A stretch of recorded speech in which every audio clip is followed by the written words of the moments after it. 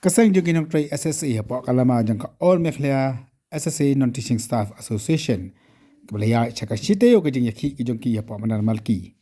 Mentakami kala kentai ya kajing khot jung Education Minister urakam sangma bakan sangeno ya kajing yaki kijong ki. Ni kira rai ban beteng be ya kani kajing yaki tak hadu menayo ya kajing dawa kajong ki. Ya kani lapan pau de kani ram jong kani ka kanhun. Kibala pha ya kani ka kruwa namba ka video. Sakilat pathai khobor. Kumki nang try juga SSA kumki nang teaching staff. Kada di kajanmit kememetang yang hanga jaka. Apa yang kejengki kajongi? Bat lemba kani kamit kebengate peniat hadu nyem peli nyem singi.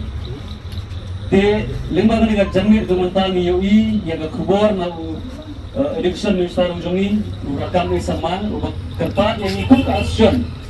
Bangin pengkut no yang kani kajenggawa kajongi nomor buang bana kalian untuk serta kelas sedang bercikia. Dan mereka ke kubur ke besar.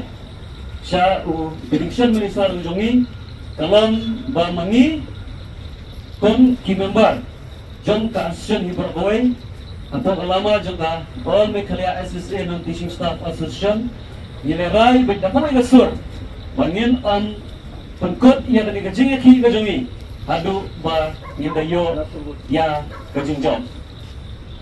Kumbalong menta tangkasyon ro 4 bay kumno ngin lek selagi jongi gisem kajongi kumno ngin ligra ikakubor ski banyang wasem kajongi bat kumno ngin penyi syagiwe bangilong kinamjong tar hadu banyidayo ya kajingjong in sa pengkut ya kani ka jengki kajongi tementa kum kadak kabangin penyi bamangi baro ngi menjur ba ngin tre ban pengkot ya kani gaji ki kajongi dan keli mentai gini pai ba baro kai ke bati kidon.